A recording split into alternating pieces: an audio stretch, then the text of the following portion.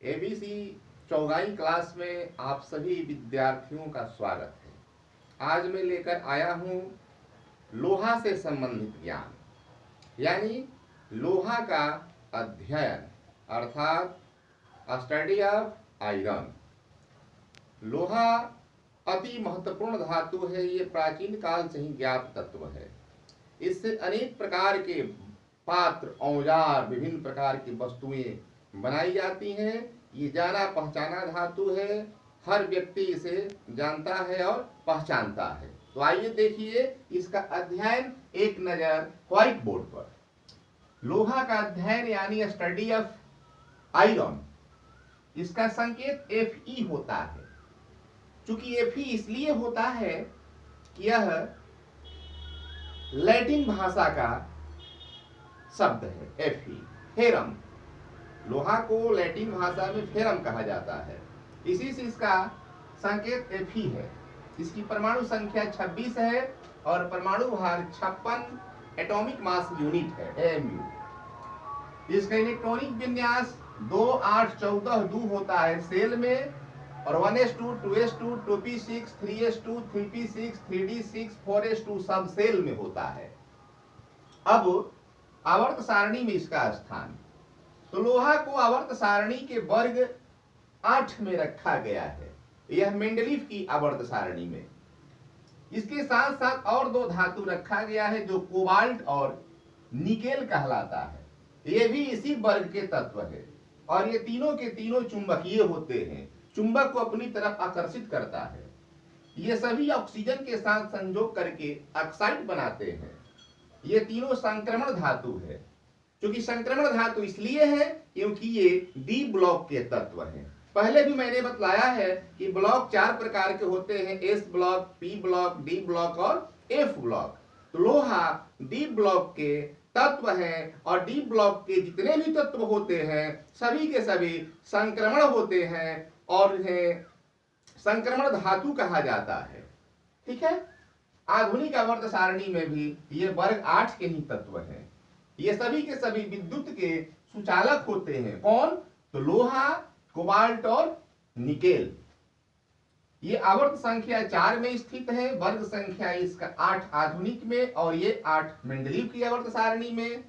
इसकी ऑक्सीकरण अवस्था +2 और +3 दोनों होता है। अब लोहा के प्रमुख अयस्क, तो लोहा के तो प्रमुख अयस्क मुख्य 2 ही हैं, पर इसके 5 अयस्क हैं। हेमेटाइट Fe2O3, मैग्नेटाइट Fe3O4, इसके साथ siderite FeCO3, iron pyrites FeS2 और 5वां लिमोनाइट यानी 2Fe2O3.3H2O। पर हमारे भारतवर्ष में 2 ही प्रकार के महत्वपूर्ण अयस्क हैं जिनसे हेमेटाइट से पूरे भारतवर्ष में कारखाने चलाए जाते हैं। इसी से लोहा प्राप्त किए जाते हैं। हमारे भारतवर्ष में बहुत सारे कारखाने हैं जिनमें अति महत्वपूर्ण ये हैं, जैसे जमशेदपुर टाटा के नाम से जाना जाता है, आसनसोल, दुर्गापुर, बोकारो, राउरकेला, भिलाई और भद्रावती। तो इस प्रकार से लोहा का ये संक्षिप्त परिचय हुआ। अब बच्चों मैं लोहा का निष्कर्षण कैसे किया जाता है वो बता देता हूं। तो लोहा का निष्कर्षण इस प्रकार से किया जाता है। देखिए मैंने पहले से ही लिख दिया है, इस पर ध्यान दें। लोहा का निष्कर्षण यानी एक्सट्रैक्शन ऑफ आयरन, यानी हमारे भारतवर्ष में लोहा का निष्कर्षण हेमेटाइट अयस्क से किया जाता है। सर्वप्रथम क्या करते हैं तो अयस्क का हम चूर्ण बनाते हैं, उसके बाद जल से धो देते हैं। धोने के बाद उसमें जो मिट्टी और बालू जो होते हैं, मिट्टी और बालू, देखिए यहाँ बालू छूट गया है, मिट्टी और बालू मुक्त हो जाते हैं। तत्पश्चात प्राप्त अयस्क को वाष्पित करके उसमें कोक और चूना पत्थर मिला करके एक भट्ठी में गर्म करते हैं और उस भट्ठी का नाम है बात भट्ठी या वातया भट्ठी। तो उस भट्ठी में जब हम गर्म करते हैं तो उसमें निम्नलिखित अभिक्रिया होती है। जैसे कि इसमें जो कोक मिलाया जाता है तो कोक जल करके 1500 डिग्री सेल्सियस तापक्रम पर जल करके कार्बन डाइऑक्साइड बनाता है और हीट यानी ऊष्मा उत्पन्न करता है। फिर बीच में ही कार्बन डाइऑक्साइड और कार्बन जो उसमें होता है, कोक जो होता है, उससे फिर अभिक्रिया करके कार्बन मोनोऑक्साइड गैस बनाती है। और तीसरे चरण में भट्ठी के सिरे के निकट जो CO गैस होता है वो हेमेटाइट अयस्क को अवकृत करके लोहा में परिणत कर देती है और कुछ Fe2O3 यानी हेमेटाइट का अवकरण कोक द्वारा भी होता है। देखिए इसका कुछ अभिक्रिया है दो प्रकार के, जैसे ये हेमेटाइट, ये लोहा का अयस्क है Fe2O3, और ये जो कार्बन मोनोऑक्साइड गैस है इससे अभिक्रिया करके अवकृत कर देती हैं और लोहा अलग हो जाता है और कार्बन डाइऑक्साइड उड़ जाता है, बाहर निकल जाता है। एक यही अभिक्रिया है, हेमेटाइट और कोक दोनों आपस में अभिक्रिया करके अवकृत कर देता है और लोहा अलग हो जाता है और कार्बन मोनोऑक्साइड गैस अलग हो जाता है।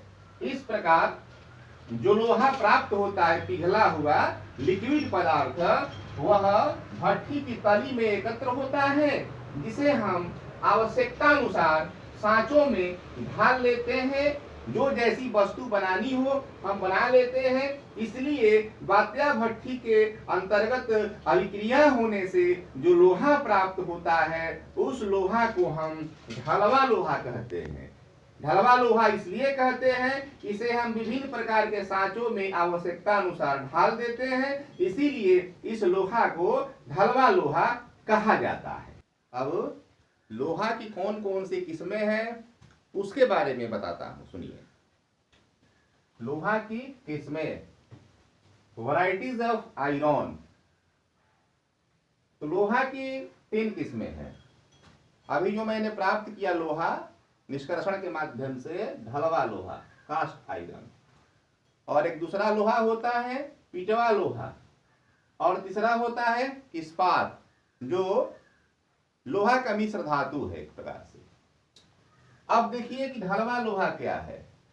तो ढलवा लोहा में कार्बन की मात्रा अपेक्षाकृत अधिक रहती है और लोहा की अपेक्षा। इसमें 2 से 5% तक कार्बन की मात्रा रहती है। इसी कारण यह कठोर होता है और भंगुर होता है।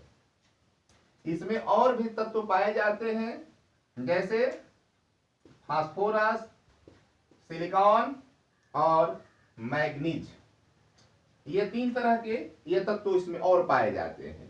कौन सा लोहा में? तो ढलवा लोहा में।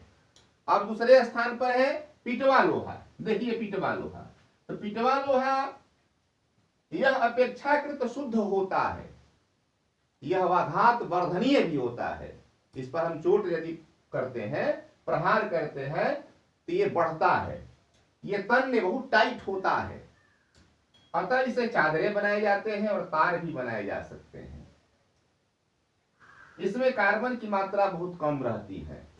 देखिए 0.12% से 0.25% तक। और तीसरा लोहा है इस्पात। यह लोहा और कार्बन का मिश्र धातु है, यानी कि लोहा और कार्बन मिला करके मिश्र धातु बनाया जाता है। यानी धातु ये मिश्र धातु है। ये 4 प्रकार के होते हैं। पहला मृदुल मुलायम इस्पात, दूसरा मध्यम इस्पात, और तीसरा कठोर इस्पात, और चौथा मिश्र इस्पात। तो मृदुल इस्पात जो होता है, इससे बिजली के वायर बनाए जाते हैं, तार बनाए जाते हैं और विभिन्न प्रकार की चादरें बनाई जाती है। और ये जो मध्यम इस्पात है, इससे रेलवे लाइन बनाया जाता है, पुल बनाया जाता है और बिल्डिंग में प्रयुक्त होने वाले लोहे की वस्तु बनाई जाती है। और जो तीसरा कठोर इस्पात है, हार्ड स्टील, इससे विभिन्न प्रकार के औजार बनाए जाते हैं। और ये जो चौथा मिश्र इस्पात है, इससे विभिन्न प्रकार के बर्तन बनाए जाते हैं। मिश्र इस्पात 5 प्रकार के होते हैं। देखिए कैसे मिश्र इस्पात के प्रकार। पहला है स्टेनलेस इस्पात, इन्हें स्टेनलेस स्टील भी कहा जाता है। इसमें 3 प्रकार के तत्व होते हैं, क्रोमियम, निकेल और आयरन। क्रोमियम और निकेल 15% उपस्थित रहता है और 85% Fe होता है। यह बड़ा ही कठोर होता है। इससे ब्लेड बनाया जाता है और जो घरों में प्रयोग होने वाले बर्तन जो हैं, थाली, लोटा, कटोरा, गिलास वगैरह, वे सब बनाए जाते हैं। यह स्टेनलेस स्टील यानी स्टेनलेस इस्पात। दूसरा है क्रोम इस्पात या क्रोम स्टील। क्रोम स्टील में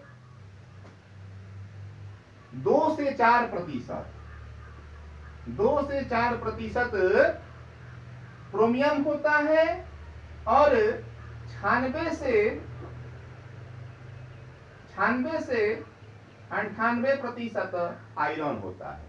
यानी जब 2% क्रोमियम होता है तो 98% होता है आयरन, और जब 4% क्रोमियम होता है तो 96% होता है आयरन। यही कठोर इस्पात है। इससे तिजोरी बनाया जाता है, पत्थर काटने वाली आरी बनाई जाती है इससे। तीसरा है मैग्नीज इस्पात यानी मैग्नीज स्टील। इसमें मैग्नीज की मात्रा 15% और आयरन की मात्रा 85%। यह भी कठोर इस्पात होता है। इससे रेलवे लाइन बनाया जाता है, इस पर ट्रेनें चलती है, और जो मशीन होते हैं जिससे विभिन्न प्रकार की वस्तुएं बनाई जाती हैं मशीनों से, उन मशीनों का निर्माण किया जाता है। चौथा इस्पात है टंगस्टन इस्पात यानी टंगस्टन स्टील। इसका सूत्र W होता है और ये W जो है लैटिन भाषा का है। अर्थ यानी टंगस्टन। अर्थ का मात्रा होता है इसमें 20%, आयरन का मात्रा होता है 80%। यह लचीला होता है, इसलिए इससे स्प्रिंग बनाए जाते हैं, चुंबक बनाए जाते हैं और लोहे काटने वाली आरी बनाई जाती है। ये 5वां इस्पात है निकेल इस्पात। निकेल इस्पात है निकेल स्टील। इसमें निकेल की मात्रा 2 से 4% और आयरन की मात्रा 96 से 98%। जैसा कि जब 2% निकेल होता है तो 98% आयरन होता है, जब 4% निकेल होता है तो 96% आयरन होता है। इससे बिजली के तार बनाए जाते हैं, ये बड़ी चमकीले होते हैं। और हवाई जहाज जो बनता है, हवाई जहाज जो हम आकाश में देखते हैं होता है, तो हवाई जहाज इससे बनाया जाता है। जो मोटर होते हैं, मोटर के पार्ट्स, पुर्जे आदि बनाए जाते हैं। तो इस प्रकार आज मैंने आप लोगों को लोहा का अध्ययन कराया। एक नजर और हम लोग देख लें कि लोहा क्या है। तो लोहा एक प्राचीन धातु है। इसे हम सभी प्राचीन काल से ही, अनादिकाल से ही जानते आ रहे हैं। ठीक है, इसके बारे में जो इसका सामान्य परिचय है वो सब बतला दिया गया है। परमाणु संख्या है 26, भार है इसका 56, इलेक्ट्रॉनिक विन्यास 2 और 14 2 होता है। इसकी ऑक्सीकरण अवस्था +2 और +3 होता है। ये सभी विद्युत के सुचालक होते हैं। मेंडलीव के आवर्त सारणी में इसका स्थान 8वां है। आधुनिक आवर्त सारणी में इसका स्थान भी 8वां है। ये सभी के सभी संक्रमण धातु है। ये डी ब्लॉक के तत्व हैं, चौथे आवर्त के तत्व हैं। लोहे के प्रमुख 5 अयस्क होते हैं, जिनमें 2 अति महत्वपूर्ण है, हेमेटाइट है, मैग्नेटाइट है। हमारे भारतवर्ष में हेमेटाइट से ही लोहे का निष्कर्षण किया जाता है। लोहा 3 प्रकार के होते हैं, ढलवा लोहा, पिटवा लोहा और इस्पात भी 4 प्रकार के होते हैं, जो कि पहले मैंने बतलाया। उसमें अति महत्वपूर्ण इस्पात मिश्र इस्पात होता है। जो मिश्र इस्पात के बारे में मैंने 5 प्रकार से इसका वर्गीकरण किया, स्टेनलेस इस्पात, क्रोम इस्पात, मैग्नीज इस्पात, टंगस्टन इस्पात, निकेल इस्पात। इस प्रकार से लोहा का अध्ययन मैं भली भांति आपको कराया। अब मैं प्रत्येक दिन की भांति आज भी कुछ प्रश्न दे रहा हूं, अब आप बताएं। तो इसमें 5 प्रश्न हैं प्रत्येक दिन की भांति। पहला, लोहा के प्रमुख अयस्कों के नाम एवं सूत्र लिखे। दूसरा, लोहा कितने प्रकार के होते हैं। तीसरा, लोहा का निष्कर्षण किस अयस्क से किया जाता है। और चौथा, लोहा के ऑक्सीकरण अवस्था बताएं। और पांचवा, लोहा किस ब्लॉक के तत्व है, ये किस आवर्त एवं वर्ग में उपस्थित है। इस प्रकार 5 प्रश्न मैं आप लोगों को दिया, इसका उत्तर आप अपने कमेंट बॉक्स में लिख कर देंगे। और प्रत्येक दिन की भांति मैं कहता हूं कि वीडियो को अधिक से अधिक संख्या में शेयर करें और देखें, इससे लाभ उठाएं, पढ़ें और दूसरों को भी पढ़ने के लिए प्रेरित करें। और यदि अच्छा लगे तो इसको लाइक कर दें और साथ ही साथ कमेंट भी कर दें और उत्तर अवश्य दें। यदि आप उत्तर नहीं देंगे तो हम समझेंगे कि आप ठीक से नहीं पढ़ते हैं। तो बस आज का संदेश यही है। धन्यवाद।